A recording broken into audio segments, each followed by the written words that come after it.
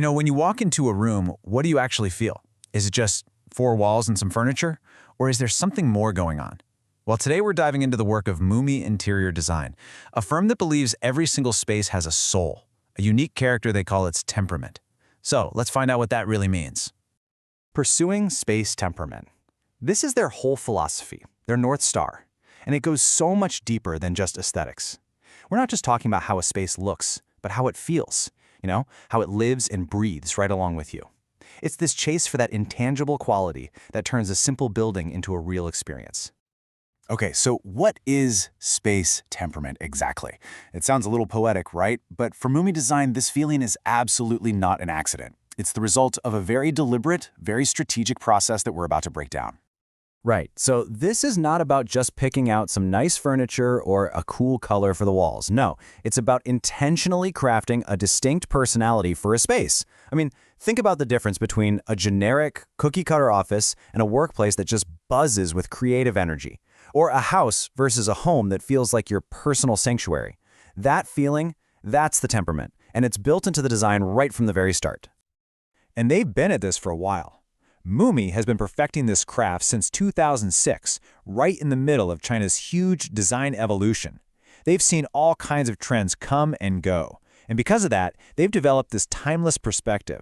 It helps them create spaces with lasting character, not just a style that's going to be out of date next year. Now, to really get the firm, you've got to understand its founder, Pan Li. His personal journey is basically woven right into the DNA of Mumi Design. Pan Li brings over 2 decades of serious experience to the table. But here's the thing, he's not just an interior designer. His background is also in architecture and landscape art, which gives him this incredible holistic view of how we interact with our entire environment, from the building itself to the world just outside its walls. His career path is just a masterclass in dedication. He started out as an apprentice, worked his way through different design firms, just soaking up everything he could, before finally stepping out to lead his own work. He even describes this whole process as moving from confusion to understanding. And it's that hard-won clarity that really defines the firm's confident approach today. And wow, that journey has led to an absolutely incredible portfolio. We're talking about designing Chinese embassies, leading projects for Fortune 500 companies. His work covers everything from exclusive high-end villas to eco-conscious retreats. This isn't just a resume, It's proof of his versatility and the massive amount of trust he's earned from all sorts of clients. So with all that experience, what's their secret sauce? How do they keep creating this space temperament over and over again? Well, it comes down to this amazing blend of logic and soul. At the very heart of it, their goal is to bridge worlds. They're trying to create spaces that feel both deeply rooted in history and, at the same time, totally fresh and contemporary. It's all about combining cultural heritage with the way we actually live today. And this slide really shows you their balancing act. On one side, you've got the deep, rich well of Chinese traditional culture. On the other, they're embracing the best ideas from all over the world. They don't see these as things that clash. Instead, they see them as ingredients for something completely new and perfect for right now. So here's how they do it, their 4-step method. It always starts with rationality, a scientific, logical approach to understanding the space. That solid foundation lets them build a super clear strategy. Then they focus on elegant problem solving, not just making things look pretty. And only after all that rigorous work do they get to the final artistic goal, shaping that unique temperament for the space. Okay, now this is where the firm's personality just bursts through. They don't just have a design philosophy, they have this powerful ethos that drives every single thing they do. What a statement, right? This isn't just some nice goal, it's a declaration.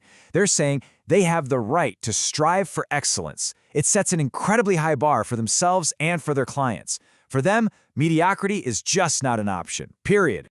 They totally get that greatness doesn't come from playing it safe. This is all about taking calculated, meaningful risks, the kind of adventurous thinking that pushes way beyond what's expected to create something truly innovative and unforgettable. And this is the engine that drives it all. They're not just passive designers waiting around for inspiration to strike. Nope, they are active creators who think strategically and then take bold action to turn a vision, both their clients and their own, into a concrete reality. And finally, there's this absolute, unwavering confidence. It's a promise to themselves and to their clients that they will deliver, that they'll see their huge goals all the way through to the end. It's just a powerful statement of purpose. So, what's the end game here? With all this passion, all this strategy and risk-taking, what is the one thing they're trying to create above all else? Their ultimate goal is to create what they call a spiritual home. Now, this is so much more than just a well-designed space. It's an environment where culture, art, and modern life all blend together seamlessly to actively support the ideal life of the person who gets to call it home. So, when you boil it all down, they're not just designing buildings, they are crafting sanctuaries. These are places designed not just to shelter your body, but to actively nurture your spirit. And that idea, well, that leaves us with one final, very personal question. After seeing how much intention Mumi Design pours into their work, it's a question we should probably all ask ourselves. Does the space where you live and work, does it actually support the life you want to live? Is it just a place, or is it a true sanctuary for your spirit?